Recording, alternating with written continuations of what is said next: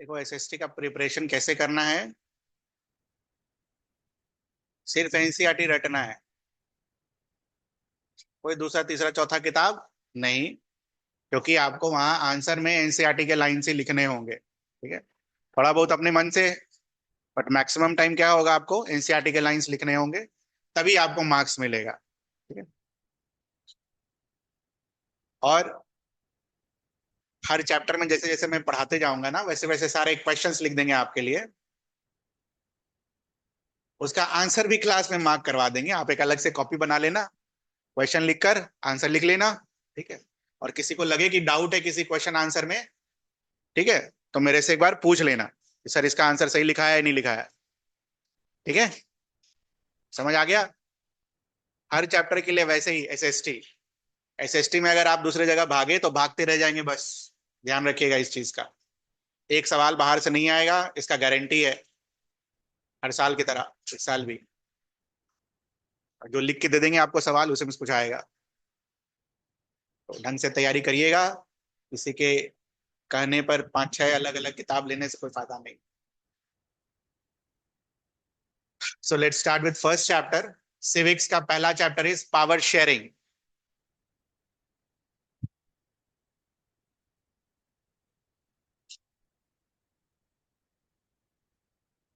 क्या मतलब होता है पावर शेयरिंग का?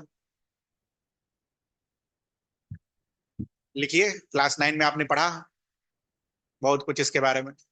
जो चीज आपने पढ़ा प्लीज उसके बेसिस पर लिखिए इसको। डेमोक्रेसी वाले चैप्टर में आपने बहुत सारे एग्जांपल्स देखे थे वहां पर। लिखिए पावर शेयरिंग का मतलब। जो क्लास 9 में पढ़ा है, दो ही लाइन पढ़ा है, एक ही सेंटेंस पढ़ा है, उसके बेसिस पर आंसर लिखिए।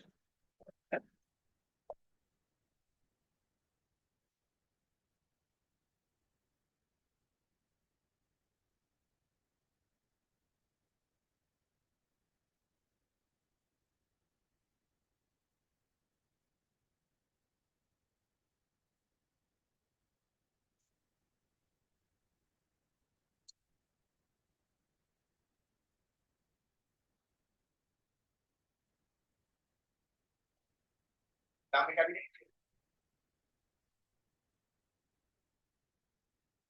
से कम अंग्रेजी में तो पढ़ा होगा, पावर का क्या मतलब हुआ, शेयरिंग का क्या मतलब हुआ, देखो कुछ। एक आध नंबर का क्वेश्चन अगर कहीं बाहर से आ गया तो कुछ से मैन्युफैक्चर करके लिखना होगा ना। कोशिश करो इसको लिखने का।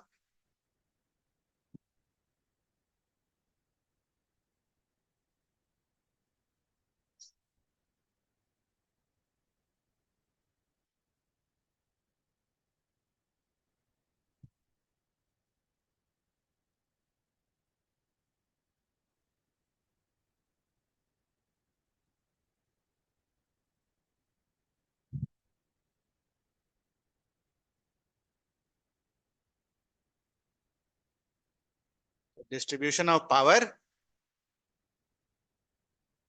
Between two or more groups. Distribution of power between two or more groups. आपने भी कुछ सही लिखा होगा, जिसको लगता है कि गलत लिख दिए हैं, पूछ लेना मेरे से कि सही है या गलत, ठीक है। एसएसटी में कोई भी आंसर गलत नहीं होता है अनलेस एंड अनटिल आप उसको एग्जाम्पल से सपोर्ट करके लिख दें। ध्यान रखिएगा इस चीज का भी। तो इस वाले चैप्टर में बेसिकली पहले जो चैप्टर स्टार्ट होता है वो दो कहानियां दे रखी हैं आपको। एक कहानी बेल्जियम का है, दूसरा कहानी आपका श्रीलंका का है, ठीक है। सबसे पहले बेल्जियम और श्रीलंका है कहाँ, कहाँ है, बताना जरा। Where is Belgium, where is Sri Lanka, किधर है? इंडिया के पास, इंडिया से दूर? इंडिया के पास, तमिलनाडु के पास, है ना। So if you see this world map, तो वर्ल्ड मैप में पूरा फ्रेंच रिवॉल्यूशन पड़ रहेगा होगा, पता नहीं होगा फ्रांस कहाँ है ना। तो this is the region of Europe. और इस यूरोप में ऊपर भी है, ये सब भी थोड़ा छोटा छोटा, ठीक है। इस यूरोप में एक छोटा सा कंट्री है, बेल्जियम। थोड़ा और बड़ा करेंगे तब दिखेगा।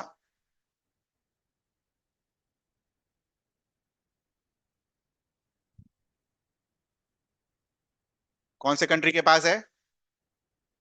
फ्रांस दिख रहा है, जर्मनी दिख रहा है आपको, उसके भी नजदीक है, और कौन सा कंट्री दिख रहा है आपको? Netherland. Can you see this? तो ये जो बेल्जियम कंट्री है, उसके आस पड़ोस के देश को भी हमें याद रखना है, क्योंकि ये किताब में लिख रखा है। तो पहला चीज मार्क करिए, इट बॉर्डर्स विथ, पहले बेल्जियम के बारे में पढ़ रहे हैं, France, Netherlands, Germany and Luxembourg.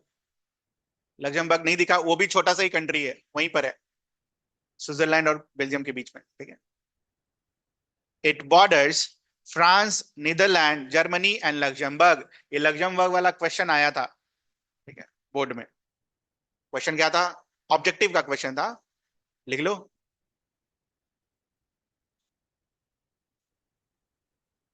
With which of the following countries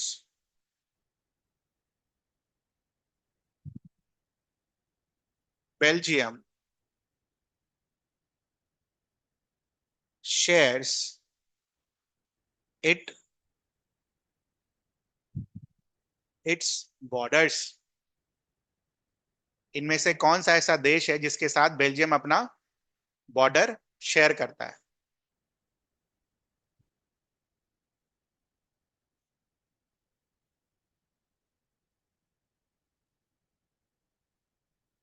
अभी कॉपी में लिख लो सारा, बाद में स्टिकी नोट्स पे चिपकाना, वो धीरे धीरे आदत होगा। जिसको आदत नहीं है ये सब करने का, तो दिक्कत होगा वो। अभी कॉपी में क्वेश्चन लिखो पूरा, कॉपी अलग में, जो रफ कॉपी है उसमें क्वेश्चन लिख लो। पहले चैप्टर का स्टिकी नोट बाद में चिपकाना, तब दूसरा चैप्टर से करेंगे तो फिर साथ में चिपका के लिखेंगे, तो आदत हो जाएगा। वो आदत तो होती नहीं किसी को। Okay.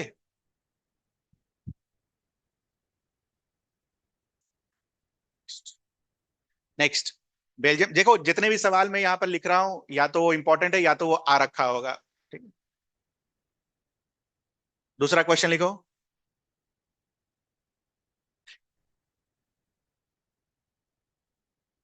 Geographical location of Belgium.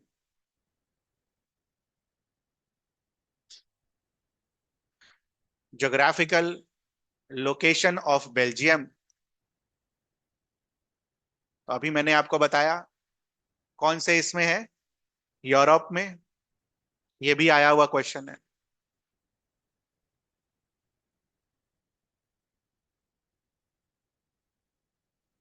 ठीक है।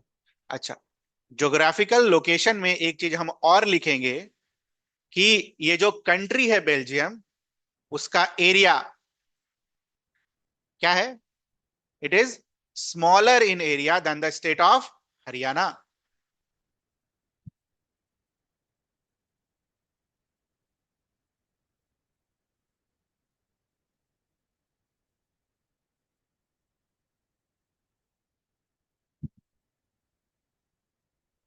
ठीक है। और तीसरा पॉइंट अगर लिखने आ गया, तो ये चिपकाएंगे, ये वाला जो क्वेश्चन अभी रटा हमने, it borders with.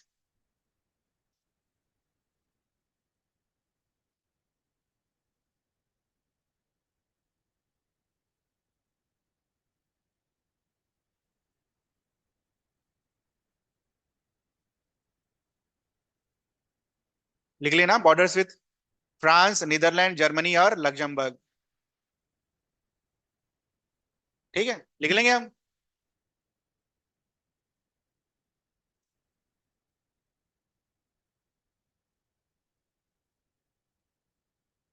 Next is population of Belgium.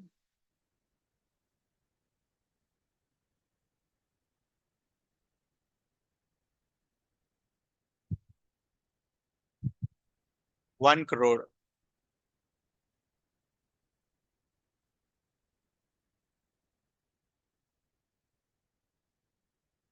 Half of Haryana.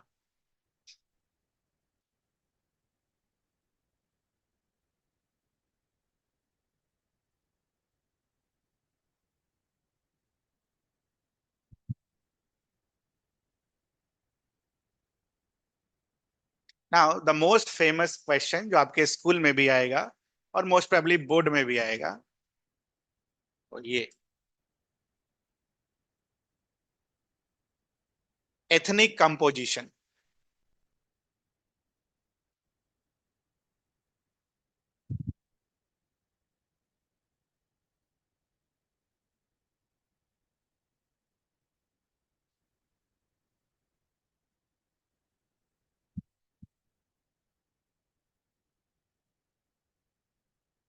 Ethnic composition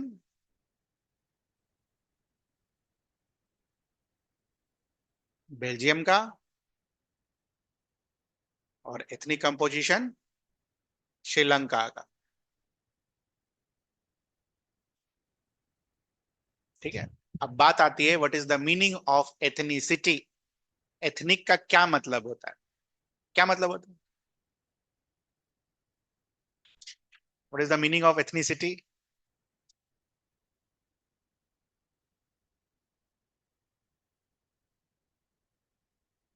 box में भी दे रखा है। ठीक है, तो बॉक्स वाला तो हमेशा हमें डेफिनेशन याद रहेगा नहीं, कितना याद करोगे भाई। तो पहले इसको एथनिसिटी को हम समझते हैं। से for example country like India, India का जो नॉर्थ ईस्ट वाला रीजन है वो कौन से कंट्री के साथ बॉर्डर शेयर करता है? ये वाला जो है, ये वाला रीजन कौन से कंट्री के साथ बॉर्डर शेयर करता है? म्यांमार के साथ। देखना ध्यान से, बॉर्डर के नजदीक में इस साइड जो लोग रह रहे हैं, और बॉर्डर के उस तरफ नजदीक में जो इस साइड लोग रह रहे हैं, ठीक है, ये बॉर्डर्स किसने बनाया? ब्रिटिशर्स ने आकर। अगर अभी से 1000 साल या 1500 साल पहले चले जाओ, तो ऐसा कुछ बॉर्डर वॉर्डर नाम का कोई कंसेप्ट तो था नहीं। ठीक है, तो कहने का मतलब है इस रीजन के पीपल, है ना, इस रीजन के people, they are from same descendants, इनके फोर फादर्स सेम हुआ करते होंगे, but now they are separated by borders. तो एक बात बताओ, जो लोग 1000 2000 साल से साथ में रहते हुए आ रहे हैं, बॉर्डर तो पिछले 100 साल में बनाए जाकर, तो इसका मतलब they will be sharing what? Same और सिमिलर कल्चर। बस यही खत्म हो गया। तो एथनिसिटी का मतलब क्या होता है? Irrespective of country, people sharing same culture. अब सेम कल्चर का क्या मतलब हो गया? क्लोथिंग, फूड हैबिट्स, ठीक है, उसके बाद आपका जो प्रोफेशंस होते हैं वो, उसके बाद रिचुअल्स, फेस्टिवल मनाने का तरीका, ठीक है, ये सब, ये मतलब होता है कल्चर का। हमें बस कल्चर से क्या समझ में आता है? जाके 2 3 हम लोग फेस्टिवल अटेंड कर लिए, दैट इज कॉल्ड कल्चर। वो कल्चर नहीं है। कल्चर ये सारे चीज को इंपॉर्टेंट करता है, in fact language also, most important one, language is also part of culture. आप अगर बॉर्डर्स पर जाओ, आप अगर कलकत्ता के ही बॉर्डर पर चले जाओ, तो दोनों साइड लोग क्या स्पीक कर रहे होंगे? बंगाली। सिमिलरली पाकिस्तान बॉर्डर पर जाओ, दोनों साइड पीपल क्या स्पीक कर रहे होंगे? पंजाबी। तो sharing similar culture, people belonging to same region, irrespective of countries, sharing what? Similar culture, are called ethnic communities. एक क्लियर है आपको? Ethnic communities. बाकी डेफिनेशन तो दे ही रखा है, पढ़ सकते हैं आप, यहां रहा। तो जब याद ही करना है तो उसका कोई उपाय नहीं बेटा, कोशिश करना खुद से समझ के लिख देने का। मार्क कर लो, याद ही करके अगर लिखना होगा तो क्या लिखोगे? पूरा थोड़ी लिखेंगे। Because of similarities of physical type or of culture or both. What is the meaning of similarities of physical type? Appearances.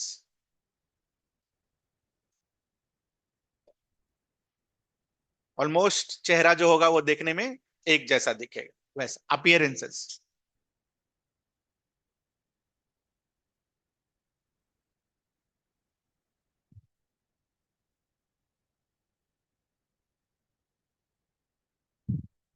ये मतलब हुआ आपका एथनिसिटी का। एथनिसिटी में किसी को कुछ पूछना है, लिखने आ गया तो लिख लेंगे हम, याद रहा तो ठीक, नहीं तो अपने से एक्सप्लेन करके लिख लेना। रीजन मतलब irrespective of country, people sharing similar culture and physical type is known as what? Ethnicity. तो when it comes to Belgium, Belgium का अगर आप एथनिक कंपोजिशन लिखेंगे, ठीक है, तो इसको अलग से कॉपी में ही लिख लेना। ठीक है?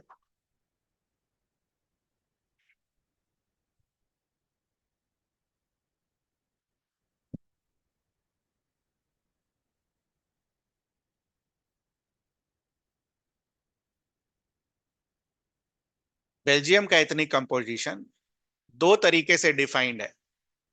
एक पूरे कंट्री लेवल पर, और दूसरा उसके कैपिटल पर। इंडिया कैपिटल क्या है?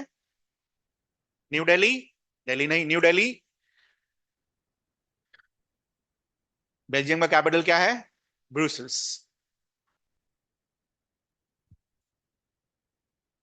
ये तो लिख ही लेना, इस पे से तो सवाल आएगा, हर बार आएगा। जब जब ये टॉपिक आएगा तब तक ये सवाल आएगा। हो सकता है फाइनल एग्जाम में भी यही क्वेश्चन रहे। Ethnic composition very important.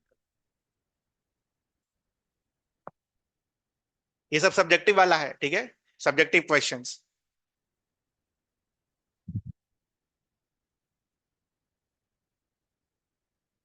When it comes to country level, country as a whole, तो बेल्जियम में आप तीन तरीके के लोगों को पाएंगे।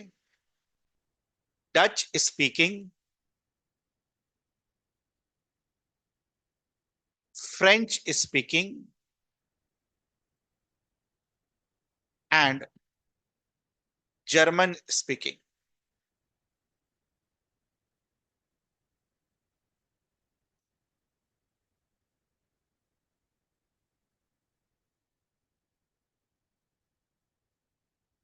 What is the percentage of people speaking Dutch? 59%। ये रटना है, एकदम रटना है। What is the percentage of people speaking French? 40%। 59 plus 40 कितना हो गया?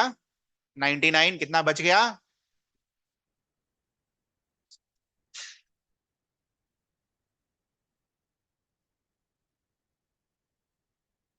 When it comes to Brussels, you will find two groups.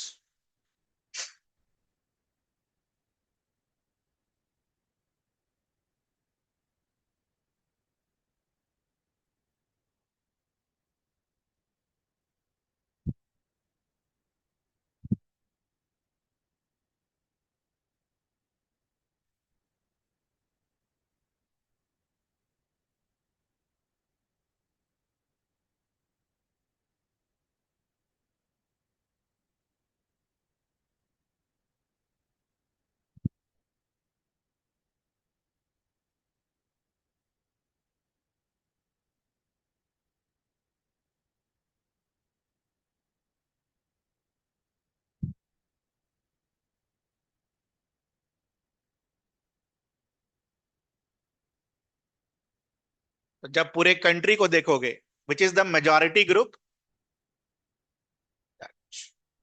सिर्फ ब्रुसेल्स को देखोगे, which is the majority group? ठीक है, अभी खत्म नहीं हुआ, और भी चीजें हैं इसमें। नाउ इसको देखिएगा ध्यान से। Can you see this yellow region? Yellow region दिख रहा है? So these are region where Dutch speaking people resides. और इस रीजन को बुलाते क्या है हम? फ्लेमिश। ये भी रटना है।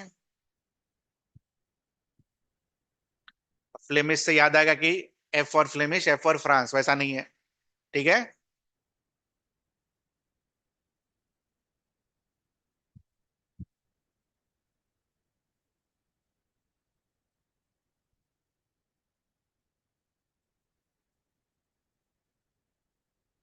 दिस रेड वाला रीजन इज वलोनिया, या वलून।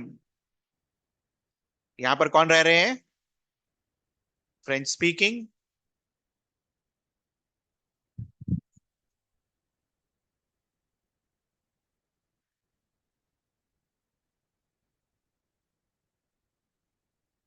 और जो 1% रह गया, can you see this region, यहां दिख रहा है आपको?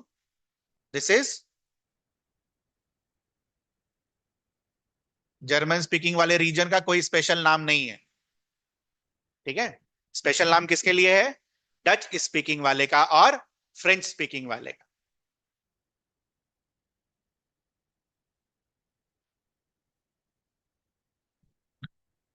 ये बीच में आइए, देखिए। Can you see this one? What is this? Brussels. बेटा आजकल ऐसे ही सवाल पूछने लगा है कि मैप ऐसे ही रंगा बिरंगा लिख के दे देगा, ऐसे एरो बना देगा। ठीक है। वो सब जमाना गया। क्या है ये सब, बताओ? ये सब सिलेबस में है, ध्यान रखना। In fact glossary is also in the syllabus.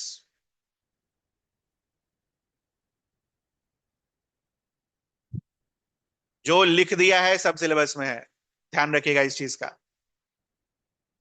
मेरे से मत पूछिएगा बाद में बॉक्स है नहीं है, हाँ है, सब है। सब पूछता है। भले लिखता हो सिलेबस में, अलग बात है कि box is not included in the syllabus. सवाल हमेशा पूछता है। मैं तो हमेशा पढ़ाता हूँ। पहले बोलता था कि मत पढ़ो, बट पिछले साल से नहीं, सब पढ़ना है। तो ये रटना है। ठीक है ना? अब कहानी, व्हाट इज द स्टोरी?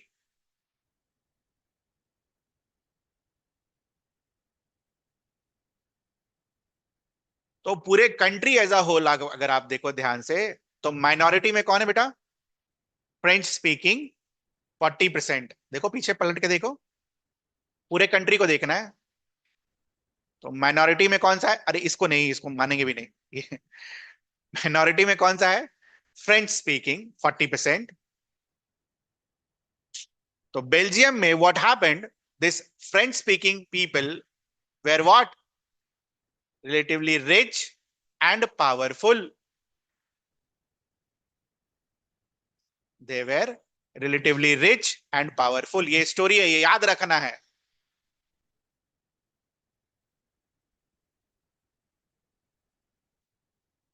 तो एक बात देखो, एक कंट्री ऐसा है जिसमें मेजोरिटी लोग डच स्पीकिंग है, बट रिच और पावरफुल कौन है?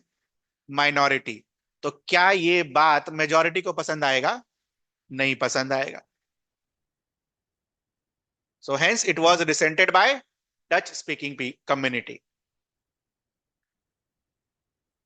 वो इसलिए भी रिसेंट करते हैं कि ठीक है, आप रिच हो उससे कोई दिक्कत नहीं है, लेकिन जो कंट्री में इकोनॉमिक डेवलपमेंट हो रहा है या एडुकेशन हो रहा है, वो तो हमें भी मिलना चाहिए। वो भी नहीं मिल रहा था। तो benefit of economic development and education उनको जो मिला बहुत बाद में मिला, उस समय नहीं मिला। They got much later. And it was because of these two reasons there was a tension between these two communities during 1950s and 1960s. What is the two reason? पहला क्या बोला? फ्रेंच कम्युनिटी क्या है? Powerful और rich. दूसरा, economic development का जो फायदा है वो डच वाले को मिल नहीं रहा है, एडुकेशन का भी फायदा नहीं मिल रहा है। तो इसकी वजह से दोनों कम्युनिटी के बीच में क्या था? टेंशन। कब? कौन से टाइम पर? 1950s and 1960s। तो ये आया हुआ क्वेश्चन है, क्वेश्चन लिख लो।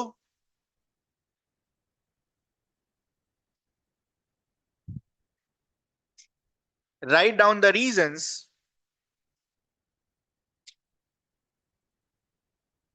Write down the reason.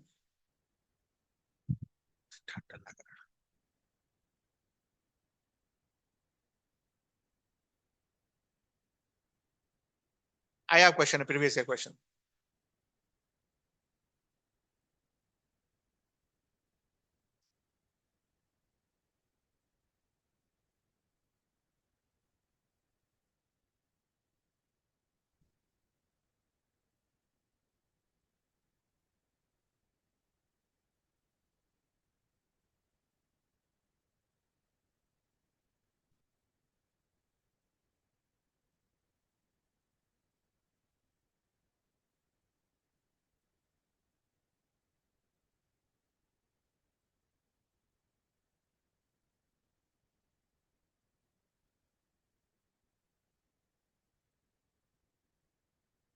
लिखना है एक बार रीजन।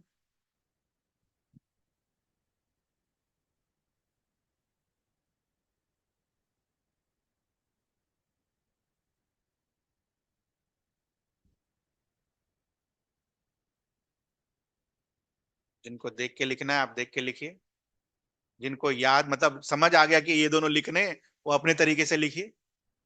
मेरे कहने का मतलब है एनसीईआरटी, जब मैं बोलता हूं ना कि एनसीईआरटी के सेंटेंस होने चाहिए, तो मतलब इसका मतलब कीवर्ड्स होने चाहिए एनसीईआरटी के। इज एंड दैट आर तो आप अपना ही लिखेंगे।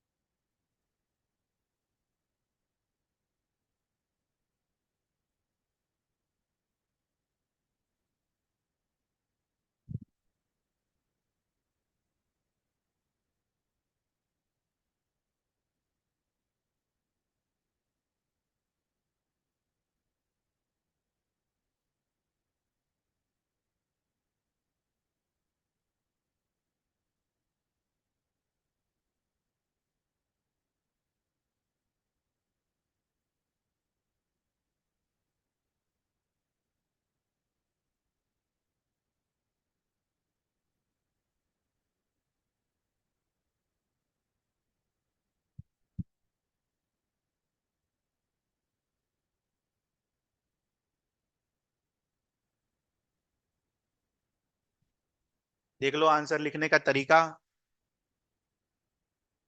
वो पहला वाला पॉइंट खाली सेंटेंस में लिखना होगा।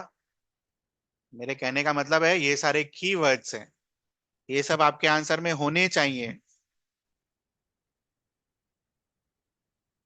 ये सब घेर लेना। सारा आंसर तो मैं नहीं लिखाऊंगा ना, वो तो मैं बात करवा दूंगा बस। लिखना आपको है।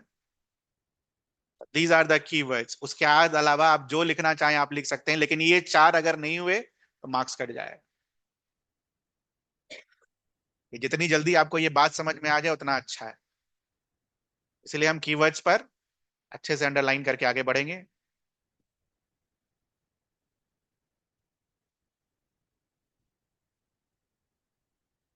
इसमें कुछ पूछना आपको?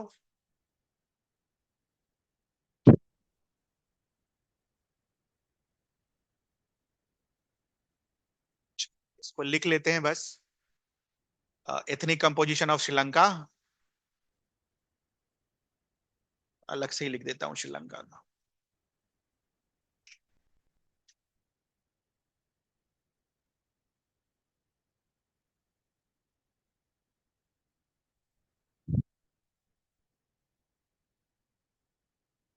आपके पास वहां पर जगह है तो वहीं लिख लेना, नहीं है तो इधर लिख लेना।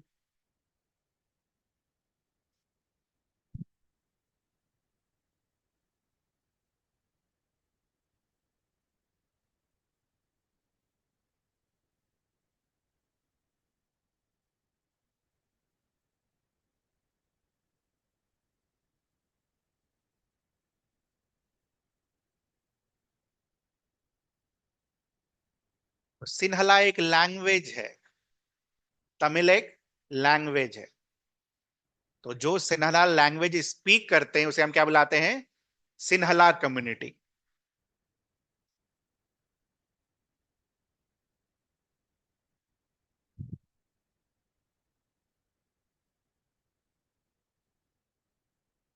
बढ़िया से रटना बेटा, नहीं तो लास्ट में इतना टेंशन देगा ना ये सब। तो उस समय कर नहीं पाओगे। और परसेंटेज तो सब मिलाकर आएगा ना, सब सब्जेक्ट पर। ऐसा तो नहीं खाली मैथ्स और साइंस से परसेंटेज बनेगा।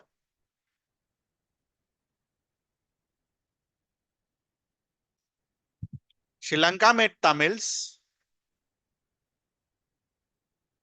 दो तरीके के तमिल्स थे। एक जो सदियों से श्रीलंका में ही रह रहे थे, मतलब जब से श्रीलंका बना तब से वहां रह रहे, उसको हम क्या बुलाते हैं? श्रीलंकन तमिल्स। तो इस 18% में से 13% ये हैं,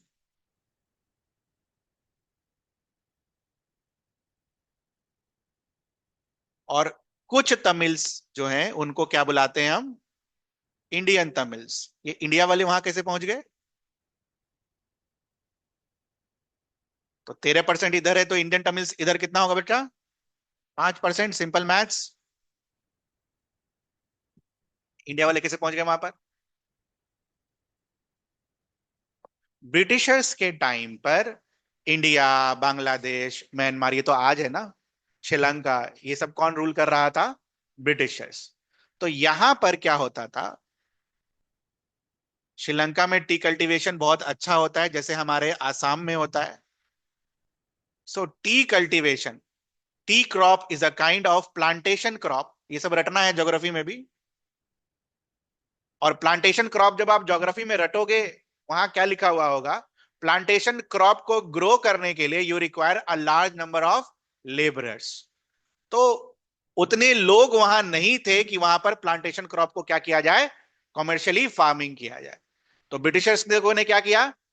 इंडिया से, जो तमिलनाडु वाला जो रीजन था, वहां से लोग को एज अ बॉन्डेड लेबर कहां ले गए? श्रीलंका में, और वहां पर जाकर उनको बसा दिया। तो ये कौन हो गए? Indian Tamils.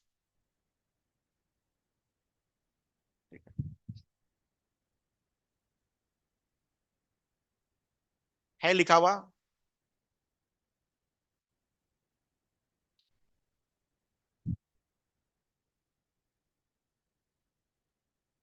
People who went from India to work as plantation workers during colonial period. People, यहां लिख लो, people who went from India to work as plantation workers, people who went from India to work as plantation workers during colonial period।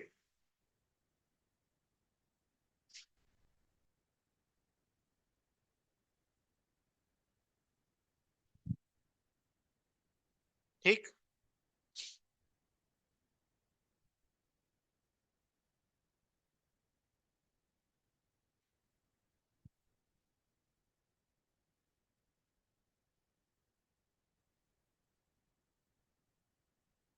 लिख लिया सभी ने? People who went from India to work as plantation workers during colonial period are called Indian Tamils. India वाले कैसे पहुंच गए वहां पर? क्लियर है ये चीज ना? ये तमिल्स जो हैं, जो तमिल्स श्रीलंका में है, इनका जो रिलीजियन है, दे आर मोस्टली हिंदूज और मुस्लिम्स। ओनली और मोस्टली में अंतर है बेटा। मोस्टली का मतलब क्या? 100 में से 90, 100 में से 95। ओनली का मतलब क्या? 100 में से 100। मोस्टली हिंदूज और मुस्लिम्स,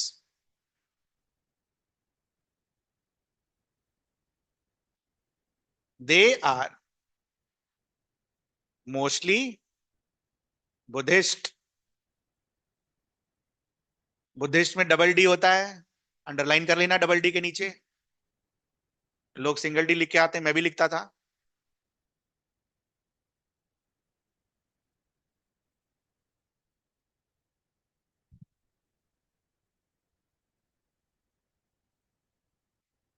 और इतनी कंपोजिशन में लास्ट है। ठीक है, ये लिखने के बाद अलग से हम लिखेंगे इसको।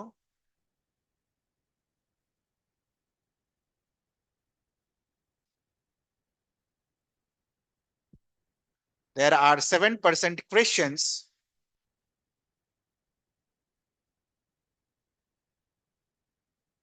who speak both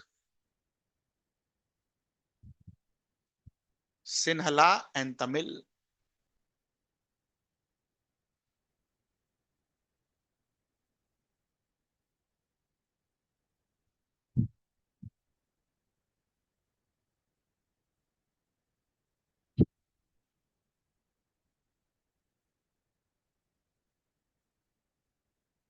This is the ethnic composition of Sri Lanka.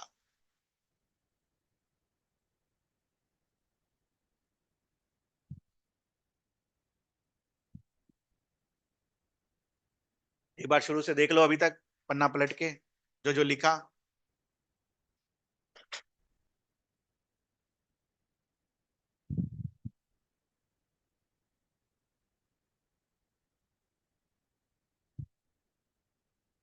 बाकी कैसे पढ़ना है समझ में आ रहा है आपको? अब देखो कितना टाइम लगेगा सोशल साइंस पढ़ने में।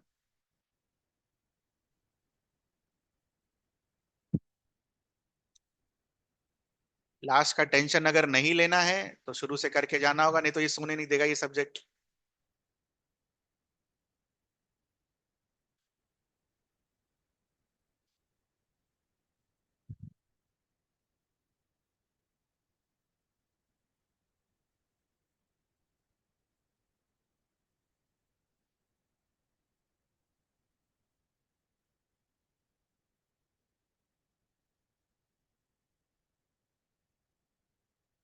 फटाफट पन्ना पलट लीजिए, उसमें से कुछ पूछना है तो बता लीजिए, या बाद में पूछ लीजिएगा रुक के, जैसा हो।